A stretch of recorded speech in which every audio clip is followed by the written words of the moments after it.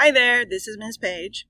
In this lesson, which is part of our third unit on rational equations, we are going to look at solving some rational equations, similar to what we've already done, but also different in some ways. So it'll give us some more practice of the basic skills, as well as show us some situations in which we need to be aware of exceptions and differences in our algebra and our conclusions. So we've already talked about what a rational equation is. Key thing, of course, for an equation is the equal sign. What makes it rational is the presence of the variable at least once in a denominator. And because the variable is part of the denominator, that will actually potentially give us solutions in our algebra that when those x values that when plugged into our equation create a zero in the denominator, which means division by zero, and division by zero is impossible. We call it in mathematics undefined because it isn't equal to a number. And so those are what we call extraneous solutions. So we have to make sure that we check to see if our solutions are valid before putting them into the final solution set. So here is our procedure. It is again basically the same, or it is the same as we have already discussed in the first lesson. We want to find our lowest common denominator. We will then use that lowest common denominator and our multiplication property of equality and multiply each of our terms in our equation by our LCD, and what will happen is that all of the factors in the denominators will reduce to 1. We will then multiply the remaining numerator factors together, which will give us a new equation, and we will solve that resulting equation in step 3. Most likely it will be linear or quadratic for the problems that we are looking at. And then once we solve that equation, then we have to realize that the solutions we get for that equation that we're solving in step 3 may or may not be valid. We have to check to see if they are, throw out any that would be extraneous, and then state our final solution set clearly. All right, so here we go. So we have a rational equation. We know that. We've got the equal sign there in between the terms, and we have the variable of x in all 3 denominators, but it really only needs to be in 1 to be considered a rational equation. So the first thing that I would do is factor all the denominators completely. One of the things, you can't make this assumption, but I will say that this is what I check for first. When I see 2 binomial factors like x minus 3 and x minus 4 and a trinomial, then I look to see, well, does that trinomial factor into those 2 binomials? I don't assume, but I look at that first. And this one does, because x minus 3 times x minus 4 will give me x squared minus 7x plus 12. So our LCD, remember, is the product of the factors that are shared between 2 or more denominators. So x minus 3 is shared between these denominators, so we use it once. And x minus 4 is shared between those 2 denominators, so we also use it once in our LCD. And that's all the factors that we have in our denominators here, so our LCD is the product of x minus 3 and x minus 4. The next step will be to multiply each of our 3 terms by that LCD. And I would look at the factored form of this first denominator for clarity.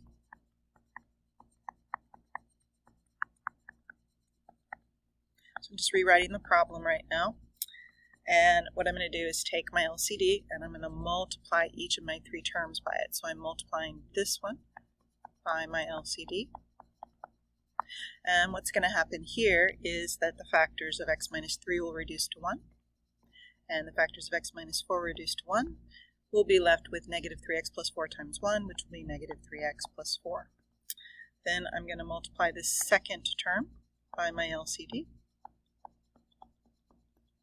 And for this one, the factors of x minus 3 will reduce to 1. And what I'm left with now is x plus 2 times x minus 4.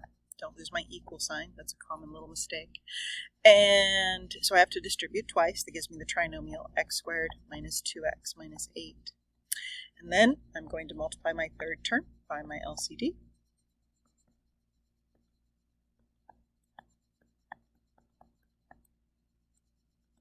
And here, the factors of x minus 4 reduce to 1. So what I'm left with is 2 times x minus 3. So I have to distribute my 2. I have a plus sign, so I'm adding 2x minus 6, so the signs will stay the same. So now I have this new equation, and this is where I'm heading into step 3. So I want to kind of look at this, examine it to see, am I going to end up with a squared term when I kind of combine things and clean it up or not? If I end up with a squared term in my equation, then I've got a quadratic. If I don't, if I only have x to the first power, then I've got linear. And that's important because the way we solve them is different. We use factoring and quadratic formula on quadratics. We use basic undoing algebra, x on one side, number on the other for linear. So here I'm going to have an x squared because this is not going to cancel out with anything else. So I'm going to get this into standard form. So I'm going to clean up my right side first. So I have negative 3x plus 4 equals x squared. These will go away, and I'll have a minus 14. Then I want it equal to 0. That's my standard form. And so I'm going to get my 0 over here on the left side. But again, it doesn't really matter which way you write it, but do write the trinomial here in its standard form, which is x squared plus 3x minus 18, descending order of the powers of x. Then I'm going to look see if I can factor it. If I can, great. If I can't, then I would use my quadratic formula. But here, this trinomial factors into x plus 6 times x minus 3. Zero product property says if the product of those factors is 0, then either x plus 6 must be a 0 or x minus 3 must be a 0. And so that tells me x is either a negative 6 or a positive 3. And then I have to check to see if these are valid or extraneous. So we've talked about you can find your excluded values at some point and compare to your excluded values, or you can just look at what happens when you plug those numbers into your denominators and look at it that way. So we have two different factors in our denominator. So our excluded values, the values that x cannot be equal to, would be a positive 3, which would make this denominator and this denominator 0, and a positive 4. So looking at my possible solutions, I did come up with a positive 3. So it's not valid because it creates division by 0, which is undefined. So that x equals 3 is extraneous, and the only valid solution is my x equals negative 6. All right, let's move on. All right, here's another one. So here, again, we've got a rational equation. We know it's a rational equation. We've got an equation because there's an equal sign there. And we know it's rational because the variable of x appears at least once in a denominator. Here it is in two denominators. So, again, same process. I always start by looking at my denominators and factoring them as much as possible.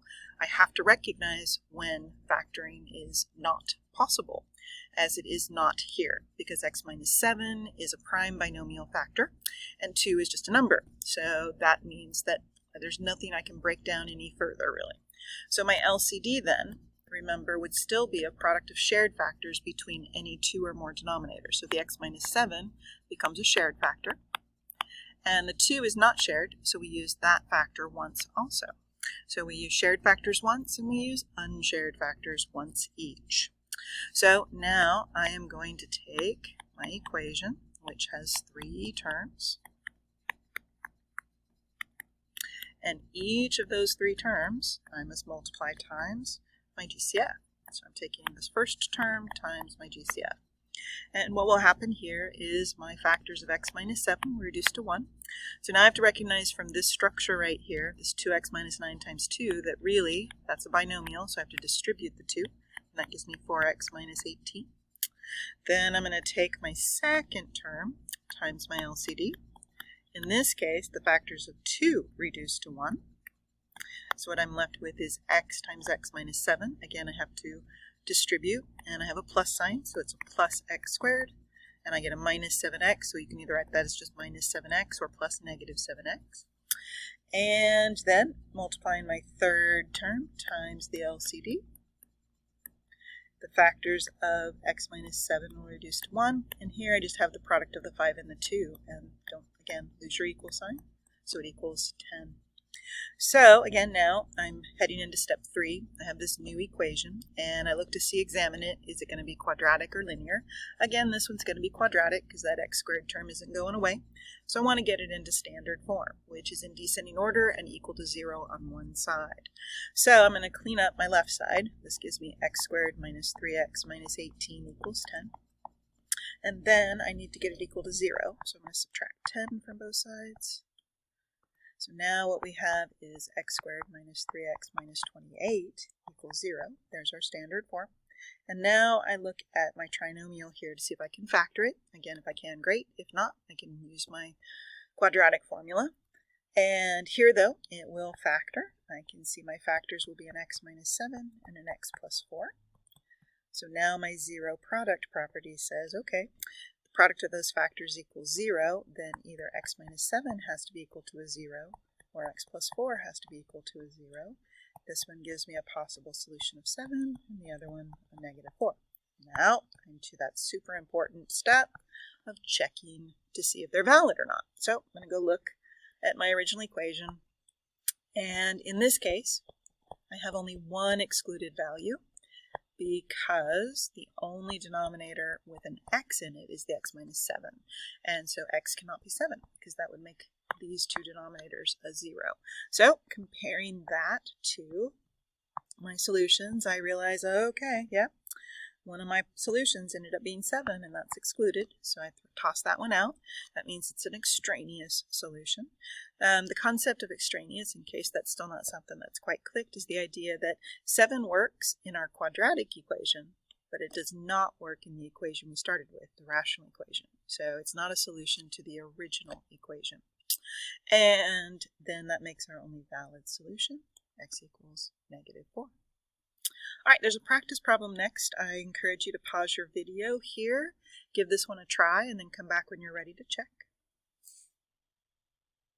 All right, so here's our solution, and just take a minute, pause as necessary to kind of examine my work here. LCD in step 1, multiplying by the LCD in step 2. The equation that we get afterwards that we're solving in step 3, the factoring, and the possible solutions, with negative 2 being determined as extraneous and the valid solution as 8. All right, let's move on to the next one. All right, now this one right here, we're going to talk about optional, or, optional strategies. A couple different ways you can do this one. One is the way that we have been doing it, but notice the subtraction. One of the key things about subtraction in these problems is the necessity to distribute that subtraction as a negative. Otherwise, our equation will not be correct. We won't get the correct solutions. So we can do it that way. Or a strategy you might like to do is to first rewrite the equation using your basic algebra, so you turn it into addition by adding what's subtracted to both sides. And that's actually probably what I recommend for those of you who have found that you often forget to distribute the minus sign when you are subtracting. So I would start this one by going, okay, I don't want to deal with that subtraction and maybe make a mistake with my negatives, so I'm going to add 6 over x plus 3 to both sides, rewriting my equation as 56, and I'm going to go ahead and factor this denominator. This is going to be x minus 5 times x plus 3. Yes, it is. Now I have my equal sign because these are gone. There's my equal sign. And over here I have 7 over x minus 5 plus 6 over x plus 3. So now you don't have to worry about distributing that minus or subtraction sign anymore. So our LCD, now we're heading into what we've been doing. We have a shared factor of x minus 5. We have a shared factor of x plus 3 and no other factors. So I'm going to multiply each of these by my LCD. And I'm going to actually squeeze that in here. Changing the color. So for this first term, the x minus 5 is reduced to 1, and the x plus 3 is reduced to 1. So we have 1 times 56, which is 56. For the second one,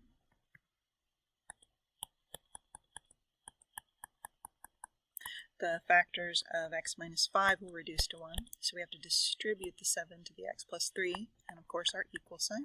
That gives us 7x plus 21. And then times the third one, our LCD. So here our x plus 3 factors reduce to 1, and we have to distribute the 6 to the x minus 5, and we're adding those, which means their signs don't need to change. So we get a plus 6x. And we get 6 times negative 5, which is negative 30, so you can write that as just minus 30 or plus negative 30 if you prefer. So now I examine this equation for what kind it is. And in this case, the highest power of x is 1. And so I've got a linear equation. With linear equations, I don't factor. I use my basic algebra to get x on one side, number, which would hopefully be the solution, on the other side. So I'm going to clean up the right side. So right now I have 56 equals 13x minus 9. Then I'm going to add 9 to both sides. And that's going to give me 65. Then I'm going to undo the multiplication by dividing both sides by 13. Remember, in basic algebra, you always undo addition or subtraction first, then undo that multiplication. And here, don't assume that this is something that doesn't divide evenly, because although 13 is prime, 13 could be a factor of 65, and it actually is. 13 times 5 is 65. So we have a possible solution right now of x equals 5, and we have to check.